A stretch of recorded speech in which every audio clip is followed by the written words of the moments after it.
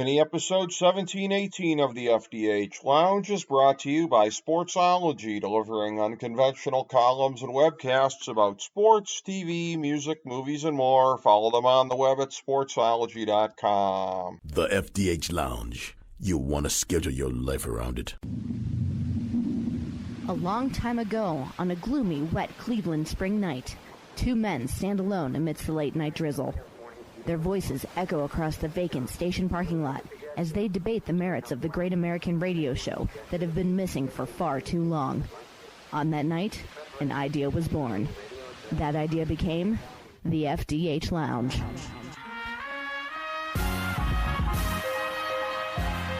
Welcome to the FDH Lounge. Hello, everyone. Welcome to FDH Lounge mini episode 1718. This is FDH managing partner Rick Morris here. And we have one of our favorite pairings of FDH Lounge Dignitaries with us here. They are the gentlemen from the Kallas Remarks podcast, and it is always great to be able to get them on the show. Specifically, we are breaking down the 2024 NCAA basketball tournament here. We can't say March Madness because that is apparently a trademark. That is a no-no, so I didn't say that. I didn't use those words. But we are going through and we are taking a look at the tournament, how we have it broken out, and the things that we have to look for in the tournament here as we go along. And so I want to introduce the namesake of the Kallas Remarks podcast, my great friend, FDH Lounge Dignitary Steve Kallas, of course, the sports editor of the Westchester County Post. That's westchestercountypost.com, and a longtime veteran of East Coast media shows. Steve Kallas, great to have you on the show, my man. Looking forward to breaking down these brackets with you.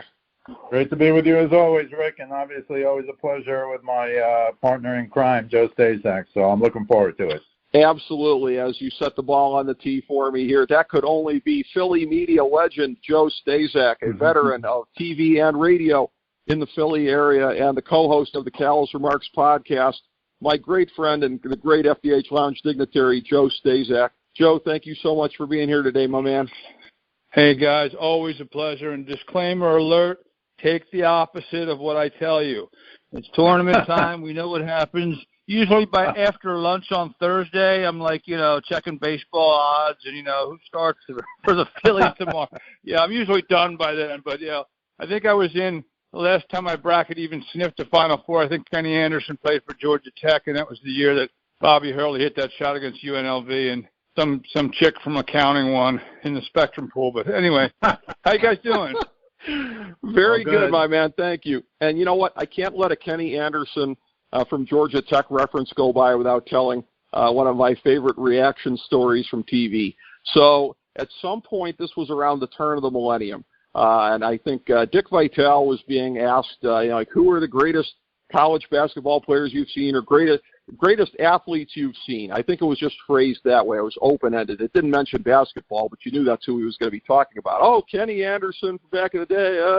And I happened to be in the room with my mom at the time, and she goes, Ken Anderson?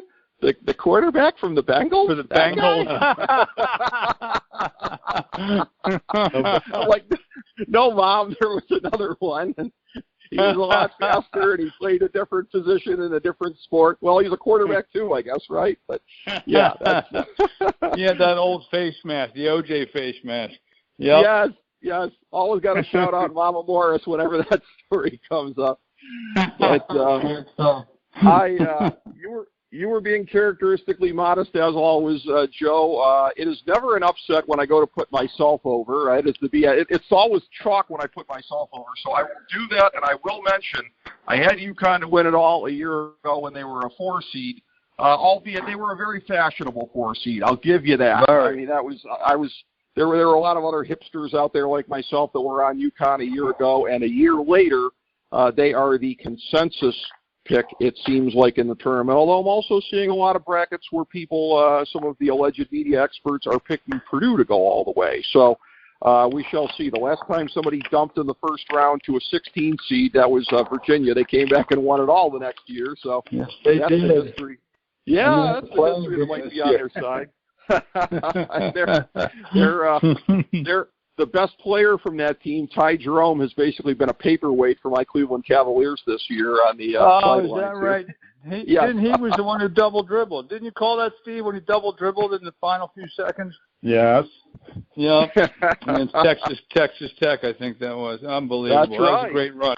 As far as it relates to UConn being the prohibitive favorite, I have to say, from talking off air, before we get started, we're going to go bracket by bracket, region by region on these here. But Steve Kallas, you teed it up off air here on some insights that you had as to that bracket being a very, very, very difficult one for the number one seed overall. So please share with Joe and I, and then we will definitely react to that. Well, this is because I listened and I just didn't write down his name, but they have a guy who's been the head of the committee, the famous head of the committee who picks this every year. And there's always teams at the end. I'll just personally say from a Big East perspective, I don't know how Seton Hall and St. John's didn't get in. And I have two aspects of that, but the first one I want to talk about is why UConn is so, in my opinion, they got the shaft, and they have, the SEC champs, the Big Ten champs, the Big 12 champs. I mean, they have some of these champions, Illinois, Auburn. You guys know Florida Atlantic made the Final Four last year. They're an 8 seed. You probably three of them. So did San Diego State in that bracket. Right. I was just Sorry, to say, I'll be quiet. San Diego State is a 5 seed. They won there, and it's just unbelievable. Iowa State. I mean, it's a brutal. I think. Now, why is that? So you think, I don't know, they didn't respect UConn, they made a mistake, whatever, and I've never heard this before, and if you guys have heard this in the history of the NCAA tournament, tell me. But the doctor who was the head, not on ESPN, not on CBS right away when they said, but an hour later on ESPN, he was on both shows. They asked him, well, how is it UConn, you said they were the number one seed, so how is it they have all these killers in their bracket? You know what the guy said? He said It's because of geography. We check on the mileage, and that's how UConn gets to pick where they want to play. I think they're playing in Brooklyn, right? UConn gets to pick in Brooklyn. UConn gets to pick where they want to play, and this guy said the reason the bracket is the way the bracket is because of geography and mileage. When in the history of the tournament has that ever been? I thought it's always been on purpose, UConn would get the easiest or close to the easiest. Some are easier than others. They're very close. We get it. But UConn would normally have the advantage because they're the number one seed. So tell me if you guys have ever heard of that. And it must be true because the committee said it on national TV, on ESPN. How can that be? And when did this happen? I never heard of it. Think about a few years ago, I heard rumblings of that. To be honest, I don't think UConn cares. I think that when you're the top dog, yes, they do have two of the other Final Four teams in their bracket and whatnot, but they wanted to stay close. They're in Brooklyn. I think if they go to the Sweet 16, they go to Boston, so that'll be a home game for them. And I don't think they care, to be honest with you. But I didn't know that was an official thing. I thought the committee kind of keeps them close to home and keeps them, so their fans can come out and see them. I'm going to blame it on COVID since everything else is COVID's fault. Maybe that happened during COVID and they started doing that, but that's all I could think of. Well, I don't know. I'm looking at this here, and it's a matter of that being a difficult bracket, or at least top half of the bracket, I would say, spoiler alert, in terms of teams being underseeded. Arguably, Auburn shouldn't be a 4, yada, yada, yada. So I don't know that they have traditionally, Steve, tried to put the number one overall seed in a softer bracket than anyone else, because to do that, you'd have to willfully underseed or overseed, and they never admit to doing that. So I think they don't like it, I think it's fair to say, generally speaking, when it appears to be the toughest bracket, as this appears to be. But I don't know that they've ever gone out of their way in the past. I'd have to look at it and see. I don't know if they've gone out of their way in the past to give a easier or softer path for anybody, because, again, you ask them and everything they do is science. We never underseed or overseed. That's their story, and they're sticking to it. Well, I guess my answer to that would be, then, if true, then there's literally no advantage to being the number one seed. Doesn't matter if you're the number one seed or the number 4 number 1 seed. And I thought that was just not true in the past. Well, closest to home, there is that. I mean, but that appears to be the only one, I guess you would say. And I think that's the only one that they give them the advantage to be closer to home. I have one other thing, then, on this. And again, I said briefly, look, to me, when you have the Mountain West with 6 teams, the ACC, which I think we'd all agree is having a down, they have 5 teams. And then you have 3 teams from the Big East. UConn is the number one seed, and the other 2 are a number 2 seed in Marquette and a number 3 seed in Creighton. Now, for a team like St. John's, and, the reason Pitino left Iona is he said, well, Iona's a one, the league he's in with Iona is a one invite. You got to win the tournament. Whereas the Big East is a multiple seed tournament, and they're right, except this year it was 3. So in the New York area, New York, New Jersey, Connecticut, a lot of people think, and here's the final thing that this guy said that I wanted to point out to you. St. John's won their last 6 games. They beat Creighton, and Creighton's a 3. They're a 3. They're in the tournament. They beat Creighton, and Creighton beat UConn by 20. And then St. John's won 6 in a row, including beating Creighton, and then they beat Seton Hall in the tournament, and they don't get in. And not only that, they weren't even in the Final Four that didn't get in, so that's a whole other. But now if you did what I suggested, which would be to have the last 4 in, have home games, the last 4 in with at-large bids, have them have home games against the first 4 out, and then you couldn't argue unless you were 69. But that doesn't happen. Here's what the guy said, and here's my question for you. Tell me, I think we'd all agree, and tell me if I'm wrong, that in the old days of, I don't know, the last 50 years, in the old days, they would say, well, it's important how at the end of the year, how you finish, how you start, blah, blah, blah. So I'll also say Michigan State was 2-5 in their last 7. But this guy said, this doctor said, twice on both stations, both CBS and ESPN, he said, we look at the entire year. The first game of the year is as important as any game later in the year. I've never heard that about the tournament before. Have you guys? I don't know that I had. I mean, like Nova won that tournament in the Bahamas, where they ran through everybody to beat North Carolina, and and then they kind of just tailed off and became very mediocre. I didn't hear anyone talking about, well, they have quality wins, back in November. So, no, I did not know that. To me, that's new. Yeah, I hadn't heard that either necessarily, but, couple things on what you said, Steve.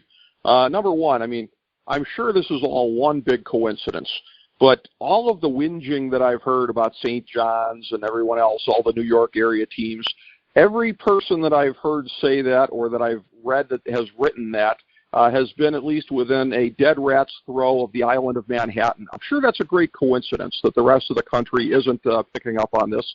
But as far as it goes also with the transitive property, now this was a longer equation, granted, but it ran about 8 deep last year. My Ohio Bobcats beat somebody who beat somebody who beat somebody who, you go all the way up the ladder, beat Alabama. So were my Ohio Bobcats better than Alabama last year in football, Steve? You have to watch these transitive properties here. The most fun I ever had with that was in the year 2000 when my Bobcats beat Minnesota, and Minnesota in the last year of John Cooper beat Ohio State. So I did the whole, if A equals B and B equals C thing with my dad. Right? He was out of use. I'll only say this about that, and you can say whatever you want about Manhattan or the local New York area or whatever.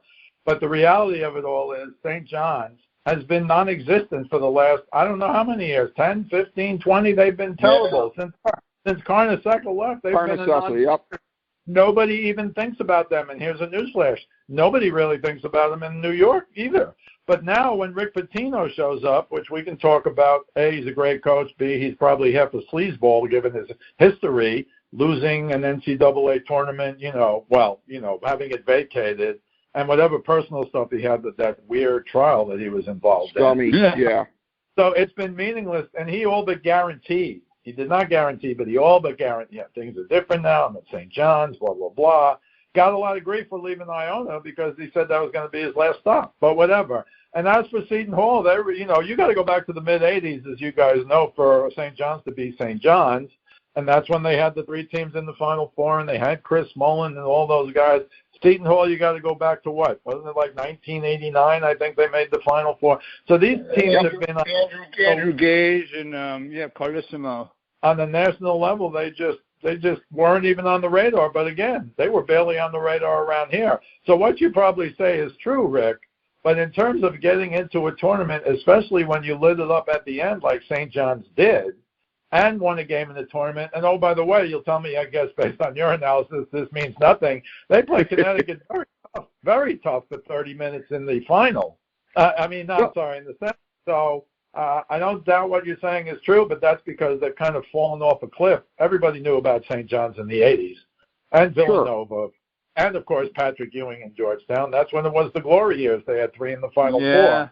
The glory years disappeared 30 years ago or so, and they make it occasionally. Well, maybe they'd have a run, but St. John's has been terrible for, I'm guessing, at least 15 or 20 years.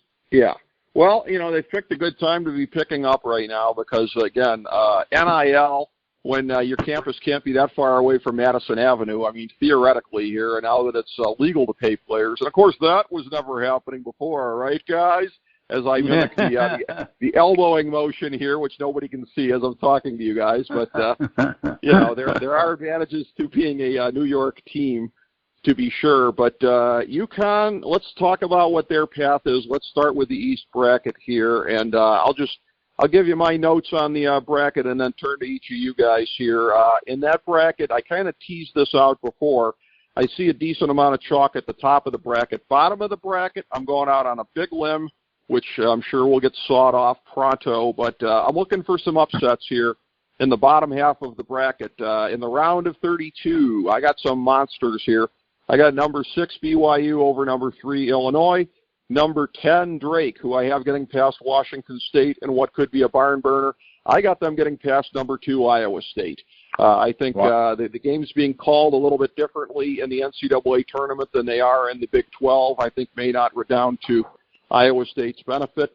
So, yes, that means I have a 6 versus 10 matchup in the Sweet 16. I've got number 6 BYU getting through to be the sacrificial lamb to UConn. I've got UConn having to play and beat, respectively, Florida Atlantic and Auburn on the way there. Obviously, Stetson in the first round. Auburn, I think, could be very tough, and I think if UConn has a real big bitch here, it would be that, having to play Auburn just to make it to the Elite Eight. But I do have UConn making it through and then getting maybe their biggest breather since the first round in number 6 BYU there, who I think is a dangerous team, but not one that I think is going to be able to stand up to the Huskies. So, Steve, what are your thoughts on the top left part of the bracket? Yeah, I have some upsets as well, not as many as you, but I do have BYU. Well, that's not an upset being Duquesne, but I think Illinois is going to beat BYU. The one Final Four in the conference championship I want to talk about, and Illinois, as you guys both know, I think my son Johnny is now a labor relations professor, assistant professor at the University of Illinois, and their football team is not very good, but their basketball team is very, very good. And I know there are people, Rick, who are picking BYU to beat Illinois, but I have BYU winning. And I have Drake beating I have Drake, but not beating Iowa State. People think Iowa State is the one team that can give UConn the most in that bracket. But I've got going through. I've got UConn, Auburn, Illinois, and Iowa State in the Final Four of the East, and then I have UConn beating Illinois. And let me just tell you a little about Illinois that I saw because I watched them 5 times, including the 2 games in the Big Ten. And Illinois has this guy Shannon, who is unbelievable. Lefty, puts his head down. People actually say he's only like, I think, 6'4" maybe, but he puts his head down and goes to the basket like LeBron. That's what they say. I don't think it's because of incredible power. I think it's because he'll just put his head down and run in on 3 guys, and not only that, can get hammered and score. And oh, by the way, then he can make a 3. So when they stop, backing off on him, he pulls up a 3 because nobody wants him to get by. And he's a lefty, which still strikes me as an advantage to some degree in basketball today. They also have a guy named Shannon got in some trouble. I don't know what it was. He was suspended indefinitely. He missed 6 games. he had to go to court to get an injunction so he could play, and he's playing under a court order to allow him to play.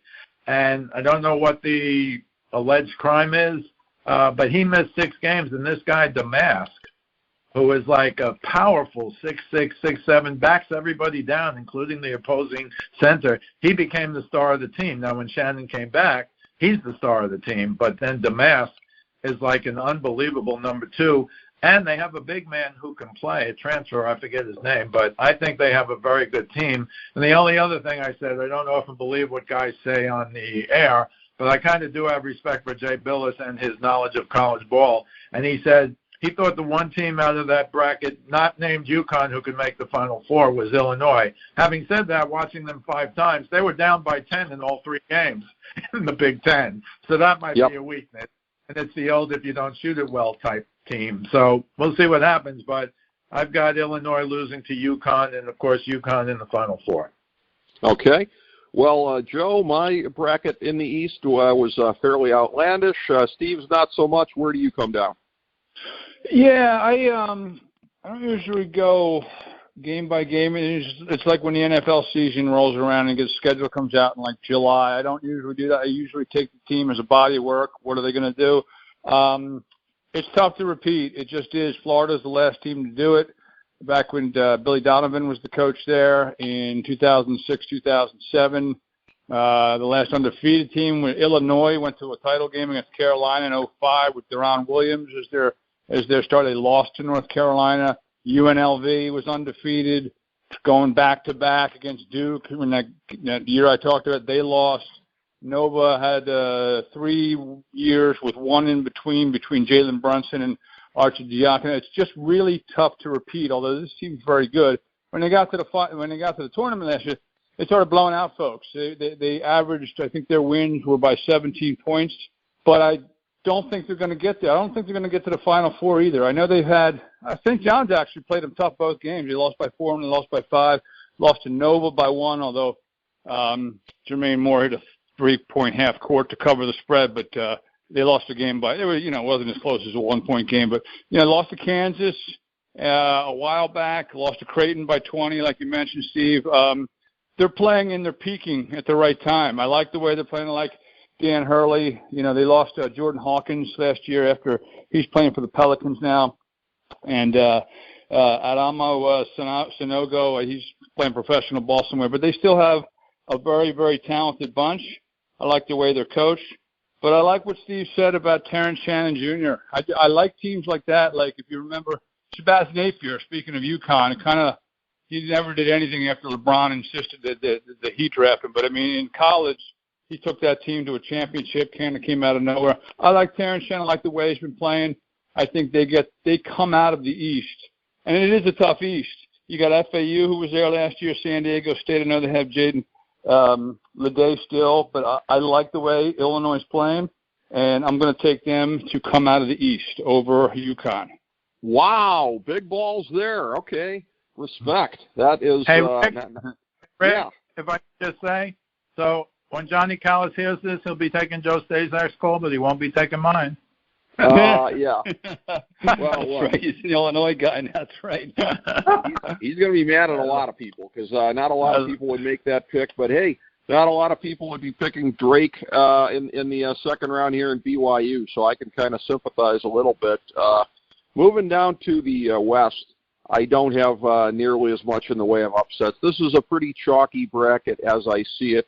The one upset of any note that I would say here is coming out of the first round, but this is one that a lot of people are making too, so I don't even know if it feels like that big of an upset, notwithstanding the seeding. I'm taking number 11, New Mexico, over number 6, Clemson, in the opening round. Outside of that, I do see a lot of chalk advancing here. This may surprise some people, even though it's only a 4 or 5, but I do have St. Mary's over Alabama in the second round, so I've got St. Mary's advancing to play North Carolina, who I have coming out of the top half of the round. The bottom half of the round I see coming down to, as do a lot of people, Baylor and Arizona. I went back and forth on that a few times.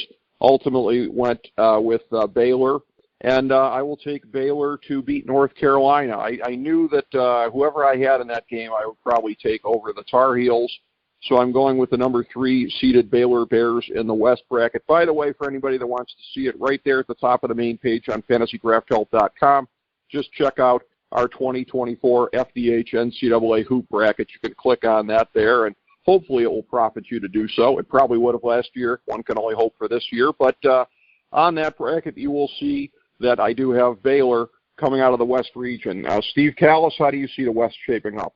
Yeah, I see it very differently. I see lots and lots of upsets in this round, and I have the biggest shocker will be I like Mississippi State to beat Carolina in the second round.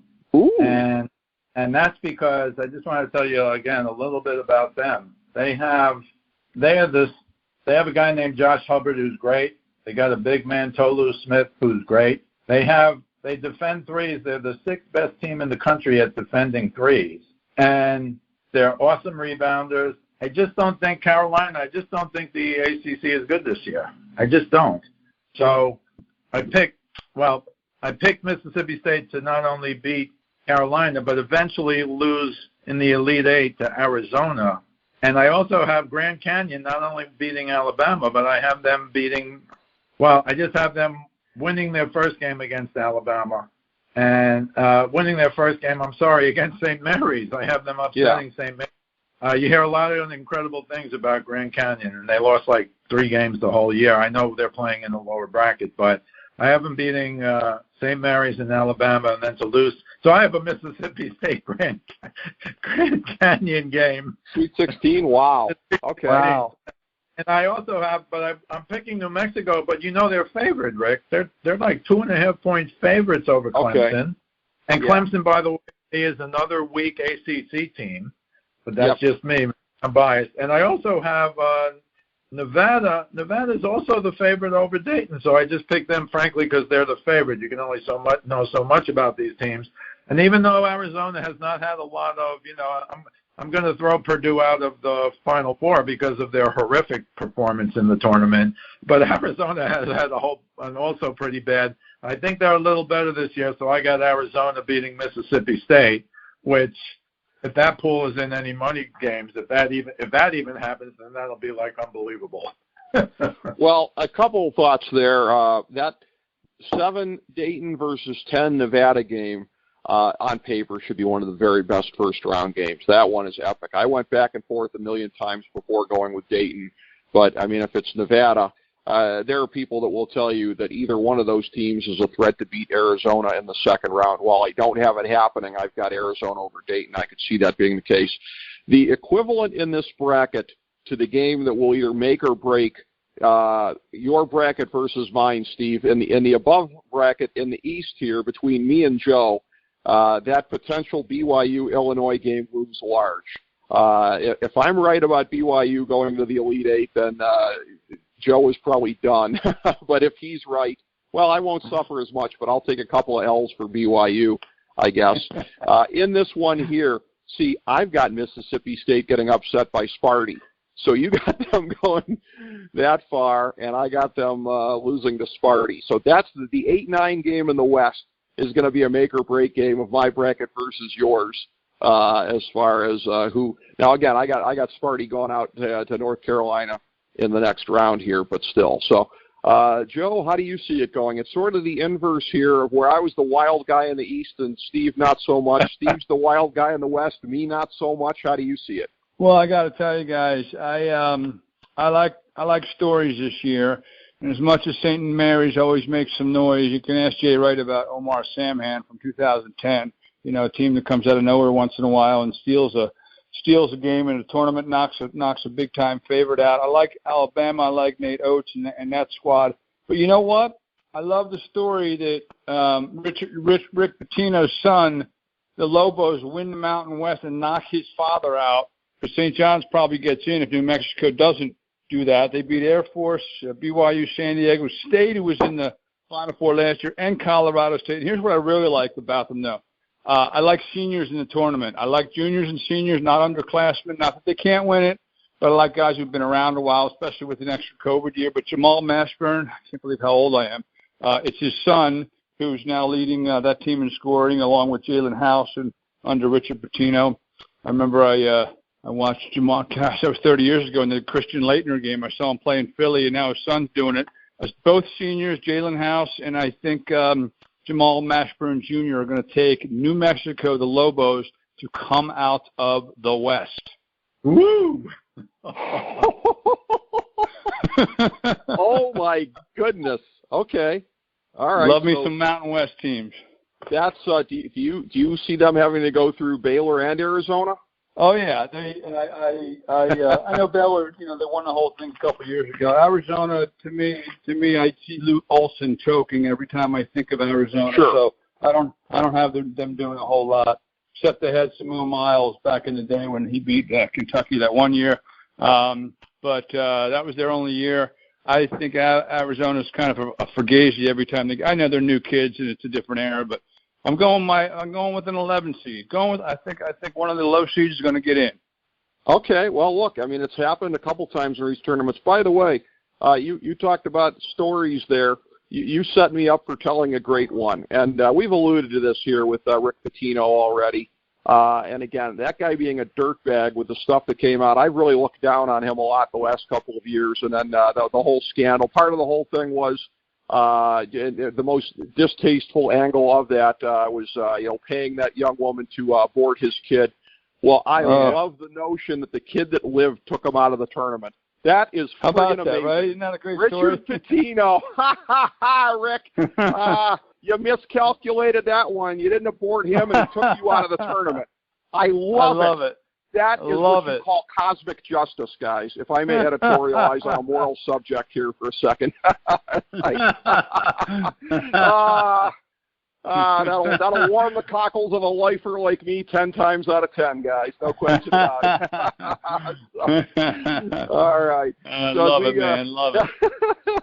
As we move on to the south part of the bracket, the upper right, as it were, on the bracket sheets here, looking at this is another one where, again, I have a lot of chalk in this side, too, and the one exception to that, only quasi-noteworthy, because there are a lot of people that are saying that this year's different for Kentucky and they're going to go as far as they're expected to go and everything. But I do have number 6 Texas Tech taking them out in the second round. I've got them getting past what I think is a very beatable NC State team in the opening round.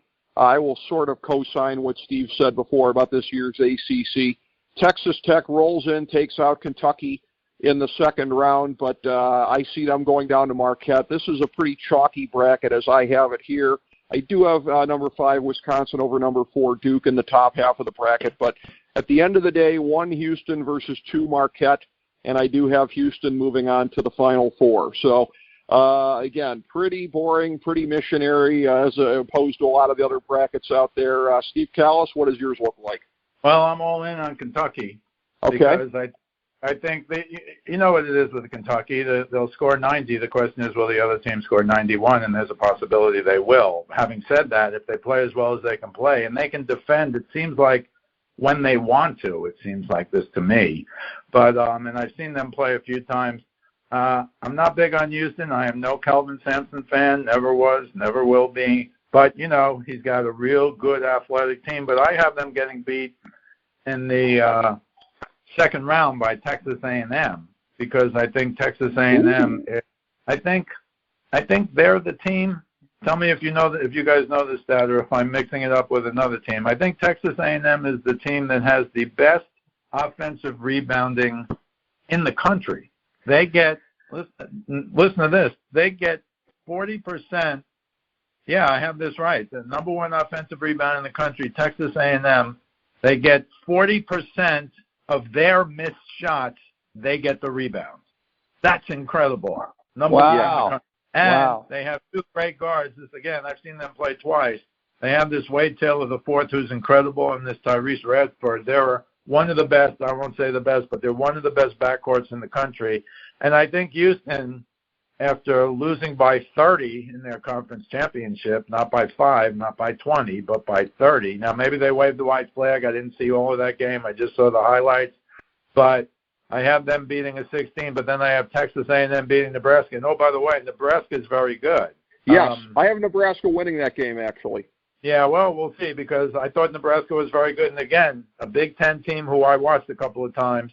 And I just heard so much about Texas A&M and saw them once. So they have great guard play, and they're the best offensive rebounding team in the country. That'll be an incredible game. Right. I also have Wisconsin, who, don't forget, beat Purdue. I know we're probably all going to kill Purdue. I know I am, and when we get to that, right? Yeah. But Wisconsin, now, a lot of people are picking this James Madison as a big upset. Wisconsin is favored by only 4.5 points in the 5-12 game. I did look at as many point spreads as I could because, again, if you're favored and you're the lower seed, I'm picking you. And as I said to you, Rick, Nevada is a 1.5 point favorite over Dayton, although I understand you probably know a lot about Dayton. But I have Houston and Texas A&M, Texas A&M beating Houston, Wisconsin beating Duke, because Wisconsin, here's what happened in the Wisconsin game. I couldn't believe this. I know you can bet any time during a game now, Rick and Joe. I know that, you can do that through FanDuel. Well, I was watching the Wisconsin game, and, Purdue has Edey, the 7'3", 7'4" guy. I think if he wins Player of the Year, and apparently he's the favorite, he'll be the first guy to win back-to-back since Ralph Sampson, who won 3 in a row. But Wisconsin, in the last minute of regulation, lost their top center. He fouled out. Wisconsin was down 2 with 6 seconds left, and I think their center had fouled out, but he's really good. So I thought they should take a 3, right? Try and win the game. It's like going for the 2-point conversion if you can't beat the football team, try. But instead, he caught the ball behind the 3, but then went to the basket, scored a layup. In the first 2 plays of overtime, their number 2 center fouled out trying to guard Edey, and their number 3 center, who was not a center, he was like 6'6", he fouled out trying to guard Edey. And I was like, I'd like to bet $1,000 for Judah. They lost their top 3 guys checking Edey, or at least 2 of the 3, but 3 guys fouled out, and they somehow managed to win in overtime, which I am viewing more as a negative for Purdue. But for Wisconsin to do that, and oh, by the way, they played Illinois very tough in the final. And if I'm right about the ACC, Duke is good, but they're not Duke. I'm sorry, they're just not. At least Carolina is the number 1, but Duke is not Duke. So I got Wisconsin beating Duke. I have Kentucky beating Texas Tech and beating Marquette. And I have Kentucky beating Texas A&M to go to the Final Four. Okay, well, that is very interesting, the way that you have them lined up. And I'm trying to think of who the coach was from a couple of years ago. Clearly, you're disagreeing with him. There was a coach that had the famous quote of "Duke is Duke." So that is, Pete Gillen said that. Okay, so evidently you're finding that to be a dated take that Duke is Duke. So well, do you agree with Duke is Duke without Coach K? They're not Duke. They're good. They're real good. I don't know. I mean, Coach K took a dive in the tournament a couple of times as well here. So, I mean, we only remember the times when he made the big runs. But they remember, they were one of the 215 upsets back in the day. So I think the jury is still out on their coaching now. I will tell you one of the more amusing things I heard this past weekend. And I'm not putting down Wisconsin. I've got them making the Sweet 16, but somebody on TV was like, this is maybe the best offensive team we've seen from Wisconsin in quite some time. And I'm thinking, isn't that the taller than Mickey Rooney award? Because, I mean, that's never been their strength.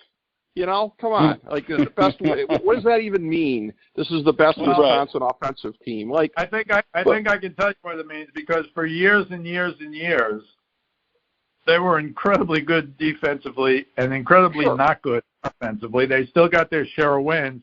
Now, they're not as good as they used to be defensively, but they're pretty good offensively, guys who can shoot the ball and score.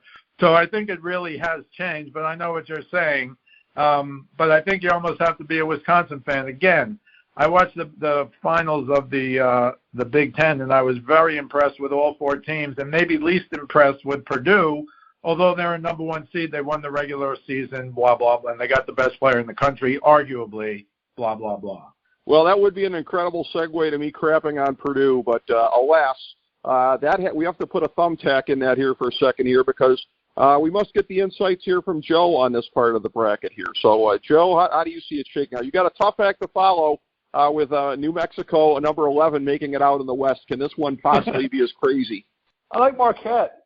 To be honest with you, I know Bullock is not playing right now, but I think when he's back, I think a guy who shoots 50% from the field, for almost 40% from the three-point line. I've watched him play. Look, I'm a Big East guy. Obviously, they only had 3 teams in the get to the tournament. I'm not big on Duke this year. Houston, I'm sure, best defensive team in the country, just get blasted in one of their tournament games.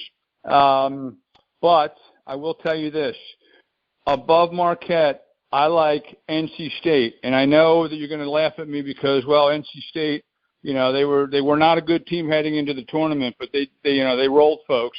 They went on a 4 or 5 game winning streak. They did beat Duke in that time, and they have 4 seniors on that team. I've said that before. I like when teams bring a lot of experience and they have 2 DJs, DJ Burns, DJ Horn, both seniors. Casey Morrell, a senior guard. Kevin Keats, he's, I guess, the new Jimmy Valvano. But I just like the way they're playing. They're hot, all right? And I know, and they beat Carolina pretty handily too. They beat Carolina pretty handily in the final. And I'm not big on Carolina, so it's not like it's the greatest upset in the world. But I just like the way they're playing. They're hot. They're on a roll. They have DJ Burns, the big guy, the 6'9", 275-pound forward. I like their swagger, and I like, I think they're going to, kind of reinvent themselves as the Cardiac Kids and make a run to the Final Four this year in the South. Well, I'll tell you, you made the Valvano comment here a second ago. I mean, if we are to, if we're to extrapolate here and make a comparison on those teams, does that mean that there is somebody that is competing for the Wolfpack that decades from now will be making bad golf takes on TV like Terry Gannon? You have to wonder about that. Terry Gannon. He does figure skating, too. I've seen him do figure skating. That's I love that. You set me up for the Terry Gannon reference. Well, we've all seen the 30 for 30, and I'm like, that's Terry Gannon. No way. Yeah. Like, he's very polished, and he does a nice job with. I haven't seen him do golf yet, but that's very, very nice. Good job, Rick Morris. Good job on that. Thank you. It. Honestly, I didn't know he played for them until the 30 for 30. You guys are very, very tough on these guys. Everybody's got to make a living. Yeah, we are. I little bit. I like Terry Gannon. He was good in that piece talking about. I'm just Clyde, teasing him. But What's that? I'm just teasing him actually on that. But that was I knew you set me up for a Terry Gannon reference because I never knew he played for them until I saw the 30 for 30. I didn't. Yeah. He took the charge with Clyde Drexler, and he was wide open too when Derek Wittenberg took that shot that Lorenzo Charles dunked home, and they were joking. My memory wasn't that good. The impressionable youth. You would have hit the bathroom if they threw that ball at him. He was wide open for that shot. But that was a great piece with Thurl Bailey and that was Derek Whitberg. Tremendous. Lorenzo Charles wasn't there. Unfortunately, him and Jimmy V passed away. But great stuff, Rick Morris. Good job. But I like the Wolfpack. I like the Wolfpack. And a very poignant piece, obviously too. I mean, it can't not be with the subject material, but. As we take a look here at the Midwest bracket, I have, again, I'm fairly chalk heavy in this bracket. I do have number 11 Oregon beating number 6 South Carolina in the first round, but that's a fairly popular pick. I will say, and this is where I'm going to indict America's pundit class here, I was going to take number 12 McNeese over number 5 Gonzaga, and then I've just seen the flood of takes in recent days. I think 6 out of the 8 expert brackets on CBS have McNeese winning this game, and it's one of these things where I have one of these sort of meta-level critiques of society writ large in recent years here. I go back almost a decade or so ago on the show doing football picks for the week. I think I had the Bears over the Broncos in like a big upset for the week, and the minute I saw Pete Prisco on CBS make the same pick, I'm like, oh, it's screwed, because it's like nothing's allowed to be under the radar anymore. Nothing is under the radar, guys. That's right. Reality Nothing is anymore. Gets warped. Yeah, reality gets warped. Like, McNeese would have beaten Gonzaga if you didn't have every pundit in the world blabbing that they're going to beat Gonzaga. But now Mark Few has all the bulletin board material he'll ever need. These pundits have single-handedly changed reality, is my crackpot theory. That we live in a day and age, reality is being warped by this. Too many nosy Neds are looking at too many different things here and like, oh, this is my hypothesis. And it's all the same people making the same hipster upset pick, and then the hipster upset pick doesn't happen. I would have picked McNeese, but I'm going with Gonzaga. Hey, Rick? Yes. Hey, Rick, I hope you guys saw the movie A Bronx Tale. If you didn't, you really should see it because it's exactly how where I grew up. Robert De Niro drives the 12 bus, which started in my neighborhood and went across the Bronx to where all the Italians were. And they go to the track. They're degenerate gamblers, crap games, card games. They go to the track, and there's a guy they hung out with his last name was Mush. And whatever he bet lost, and then it was you got mushed.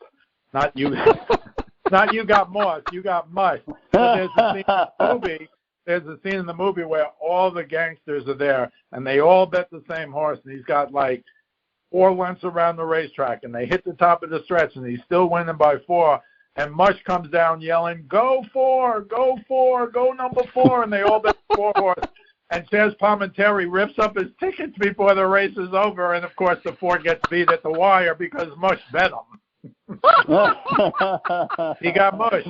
So that's what you're saying. Your guy got mushed. I will have to watch this movie, and that this guy is basically the analogy for the modern pundit class in society here. That anytime the modern pundit class latches onto something, oh my goodness, you found the perfect example, and I will have to watch that. The rest of my takes for the bracket here are significantly less interesting than my last observation, but I do have that's a low bar. But as far as I think one of the best games of the tournament will be, I do look for number 3 Creighton to play number 2 Tennessee. I've got Tennessee moving on to play Purdue in there. That is, as much as I dump on Purdue, I don't see anybody in the top half of the bracket that's going to take them out. Kansas-Samford is also a very popular upset pick here, but the same theory with McNeese might apply to Samford here. Maybe they're a little too popular. I do have number 2 Tennessee over number 1 Purdue in the end, which for me as a Vols fan, there could be a lot of people saying, wasn't that convenient? But I'm going to cite my favorite Henry Kissinger line, which is it has the added benefit of being true. So Tennessee goes on to the Final 4. Steve, how do you see this one going in the Midwest? Yeah, I kind of have it.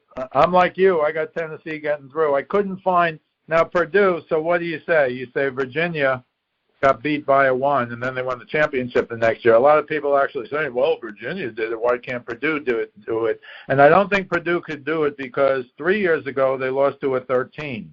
2 years ago they lost to a 15. And last year, of course, they became the second team to lose to a 16. So this is kind of a pattern.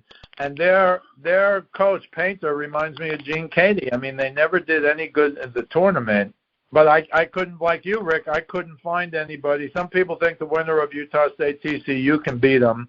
I picked Gonzaga to beat McNeese pretty much for the same reasons you did. I picked Kansas to beat Samford. The problem with Kansas is they're not healthy, and they got 2 guys who are really hurt. If they play, then I think it's going to be a walkover, but I don't know if they're playing. That's why people are picking Samford. I have Oregon to upset Carolina, although Oregon has a center who didn't play until like the last 5 games of the year. I wrote his name down. Dante, I think, is his last name. He was 12 for 12. They don't make the tournament without the winning the Pac-12. And so they won the Pac-12, and this center, Dante, not only was 12 for 12 in the championship game, in his last 5 games when he came back, which would be, I think, the last game of the regular season and then the tournament 4 games, he scored. He made 87% of his shots, obviously a big man inside, but he made 87% of his shots, including 12 for 12. So to me, that flips the scale, but I don't think so. I think they'll beat the winner of Kansas-Samford, but I don't think they can beat Creighton. Then I have what you have, Tennessee over Purdue. I just couldn't find, if I could have found the place where Purdue, now again, they lost to a 13, 15, and 16, so you could probably find one, I guess. But Gonzaga isn't Gonzaga anymore. But I still think they're going to be good enough on back class, frankly, to, make a run, but not beat Purdue. So I do have, like you, Rick, Tennessee over Purdue. Okay, interesting. So first time we've had some real alignment here on a bracket. let's make it 3 for 3, Joe Staszak. You got my Vols going to the Final Four? I do not have your Vols going to the Final Four. I apologize, Rick. Okay. Hey, yeah, no offense taken, pal. What do you got? I'm going Big East here. This is a team. They beat. They have Greg McDermott's done a nice job with Creighton. They beat UConn by 20, as you mentioned. They have 3 seniors, including a very tall one.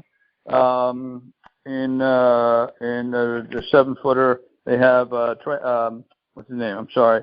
Trey Alexander. They have Baylor Shireman, and I know they lost 9 games this year, but I watched them in person. They had a 32 8-point lead over Villanova. When their shots are on and when they're also kicking it in to the big guy who kicks it back out and they have open shots and they're knocking down their shots, Creighton's tough to beat. Now, Villanova did come all the way back and tied the game, but then, Creighton won at the buzzer, and I need to have some Big East representation in there because only 3 teams made the tournament from the Big East this year.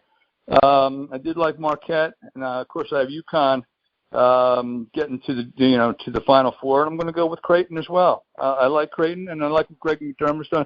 They're very poised. There's Baylor Shireman's a senior, Trey Alexander a junior, and these guys are in the high double digits in scoring per game, and it's going to be an upset pick, but I'm going to go. But they are a 3 seed. It's not like they're like a 9 seed.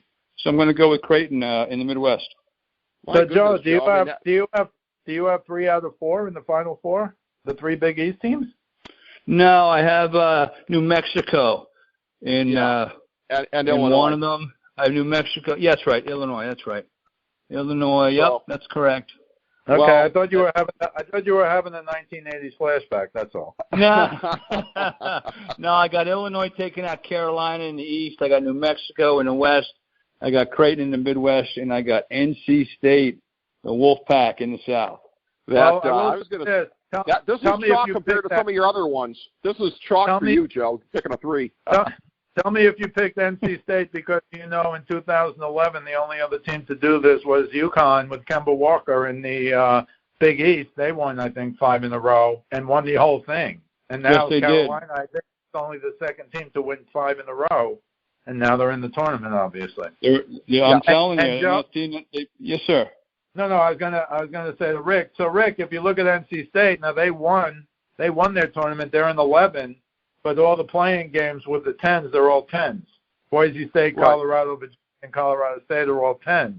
So I think if you won your tournament, you don't get into one of these playing games, even though they're a lower seed. North Carolina State's in 11. They're a lower seed than all 4 of those other teams. All 4 of those other teams. Oh, that's why it ended up being a 10 seed line, because you're right, because NC State being the automatic qualifier. Okay, right. This is another one of these games where, again, it's going to be feast or famine between me and Joe early on, because, like I said, I've actually got Texas Tech making the Sweet 16. So whichever one of us is right on that game is going to be smiling. Whichever one of us is wrong is going to be despondent. No in between on that one there. But in looking at this bracket here overall, boy, especially compared to you guys, I've got it pretty chalky on both sides. I didn't think so, but until comparing it to you guys, I've got in the national semifinals number 1 UConn over number 3 Baylor, and in the other one number 2 Tennessee over number 1 Houston, and the national championship game, sadly for me, UConn 85, Tennessee 78. So the great dream for the burnt orange folks, the washed out orange, as it were. I always get called by FDH Lounge dignitary John Adams. He calls me out for wearing the washed out orange of Tennessee, which I enjoy wearing. I'll have it on for all the tournament games here, but I guess I'll be crying into my gluten-free beer in the championship game here. But how do you see it shaking out in the Final Four, Steve Kallas? Well, I just want to talk briefly about Connecticut because we pick UConn. I will say this. Just like when Joe and I were doing the thing during Super Bowl and before the Super Bowl, everybody, once the games were set, everybody picked the Chiefs. You couldn't find pundit except for Joe Staszak at the 11th hour, Rick. I don't know if you're familiar with that. Joe Staszak was allowed by Joe Staszak his pick after picking the Chiefs on with you and me. But yeah, I turned because I just said everyone loves the Chiefs, and I usually go the other way. Even though, when it's straight up, I'll take the quarterback and the defense, which clearly Kansas City had. But everyone loved the Chiefs, so I'm like, you know what? I think, listen, it went to overtime, so flip a coin. Yeah. So it's similar here, I think, with UConn. I mean, everybody. I watched 3 of these shows, Bracketology and Sports Center, and when they actually, read the things. Everybody picks UConn, and I'm going to pick UConn, but I just want to give you a few things. First of all, the other 3 number ones all lost in their. None of them won their league championship, and yet they were still number ones. I don't think that's so great myself, and that's like a red flag to me, because the biggest game. And I understand they probably thought they'd be a number ones, the 3 number ones, all of whom lost, but that's not a good sign. And of course, UConn rolled everybody just about. But they have their point guard Newton, who actually transferred after 3 years at East Carolina last year. He was like a national championship winning point guard. And he passed on the draft. He could have gone to the draft. He's now a 5th-year senior because he gets that extra year for COVID. So I think he's part of what they do. And they have a guy named Stephon Castle who's a freshman. And I read a couple of things about UConn, and they said of all the guys in UConn, he is the best NBA prospect. And he's got some incredible athletic ability, and again, only a freshman. But Spencer's an incredible shooter. They got 6 scholarship players back from last year. They got a kid nobody talks about named Alex Carabon, who's a 6'8" forward who played a lot last year and scored 14 points a game. And their center, Donovan Clingan, is really, really, really good. And I just heard Danny Hurley say he's the best rim protector in the country. So they have everything besides the ball. And when the Castle guy plays, I don't think he starts because Newton and Cam Spencer are their starting guards, and they're both great. But Castle is apparently the guy who comes in to check the top scorer on the other team.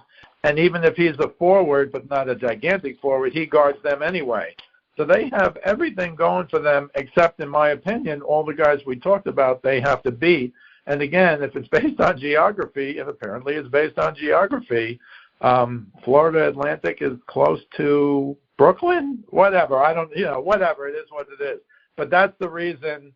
And I think Danny Hurley is playing this as they still don't respect us type thing. And again, I've never heard the geography thing before, but it is what it is. But I have. Well, Steve, I think it's only geography for the 1 overall. I think that's all. I think that's literally all that means is that they have the first dibs on which region to call. No, that's what I'm saying, Rick. Rick said this guy.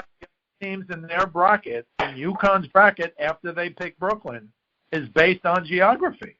Okay, I've never heard of that before. Okay, that's how you were reading what he said, huh? Okay. No, I read what he said. He said it.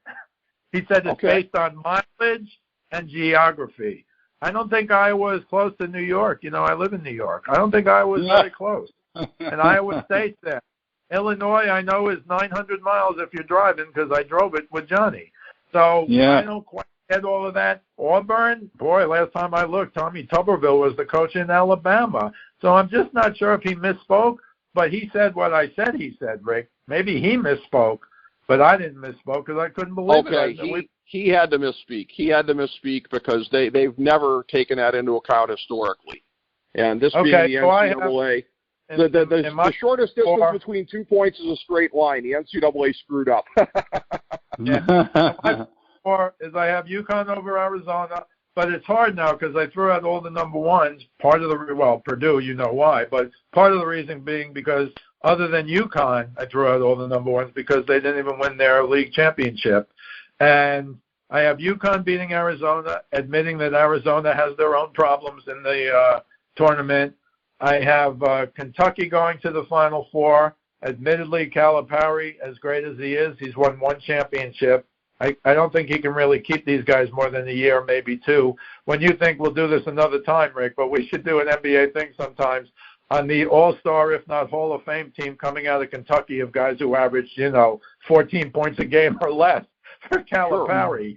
Sure. It's incredible. But I have Kentucky beating Tennessee, and Tennessee has their own problems.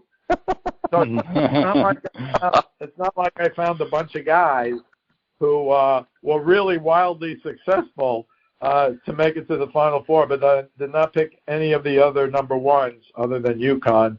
And I think at the end of the day, never rely. They have a bunch of guys who were national champions last year, and according to Hurley, are just as good a team this year as they were last year. Okay. All right, 2 for UConn. I know that's not going to be 3 based on yours, Joe. So with your fever dream of a Final Four, and I can think to phrase it, how do you see it playing out? This is going to be very. I believe it or not, I got 2 pair. I got 2 3s and 2 11s. In the East and the West, I got Illinois over New Mexico, and in the South, I got the Wolfpack, the NC State.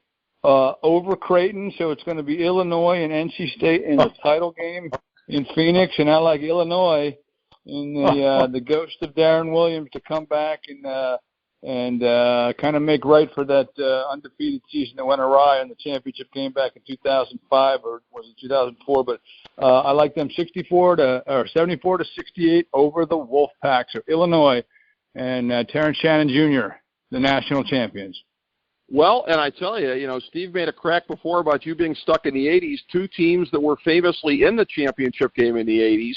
Of course, that was a thing where, Illinois wasn't able to get it done. Or actually, was it them or was it Seton Hall against Michigan? I can't remember which was in the final. Seton Hall was Andrew Gage and P.J. Carlissimo with Ramil Robinson. Ramil Robinson. You get the free throws late, yeah. Michigan won the semifinal against Illinois. My bad. Okay. Well, and they won. Steve Fisher. Steve Fisher took over that team in the tournament because the other guy, I forgot his name. He went to Arizona.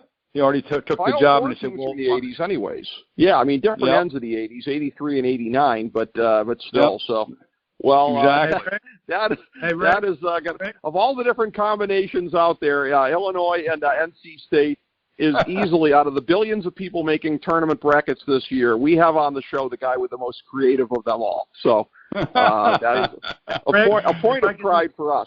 Rick, if I could just give you my score, because you guys both gave a score and I didn't. But I got UConn 94, Kentucky 88. Kentucky, can close their eyes and score 90 according to everybody. But I think UConn's defense will hold them just a little lower than 90, and I don't think they're going to be able to stop UConn, assuming they make it. I'm going to have to call my son and tell him he has to be the first guy to listen to this when you print it, and he'll send. I think he'll send Joe Staszak a thank you card or something. I'm sure he will. Well, any closing thoughts from you, gentlemen? Here, I'll start with you, Steve. I don't really have any closing thoughts. I got in everything I wanted to say. I think on the one hand, it's incredibly tough for UConn to win. I think on the other, because of their championship experience, because Hurley has he's really brought UConn back to, superstardom in terms of college rank. So, but I see there's, arguably you can make a case for Illinois. You can make a case for Iowa State. Man, you could even make a case for Auburn.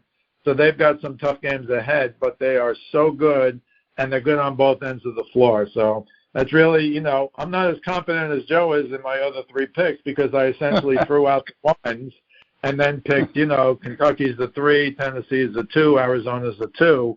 But they also have their own problems in terms of a coaching perspective.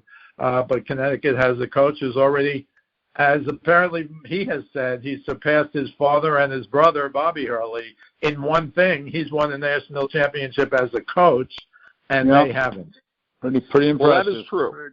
That is true. And by the way, UConn, as far as when they came to prominence in the late 80s, I'll bring up another thing here, and I don't mean to pick on my dear mother and make it seem like she was totally ignorant of college basketball, but I remember when they started to get big back in the day, she was like, UConn, when did they get a team all the way up there? I'm like, no. In stores, right? University of Connecticut. Yeah.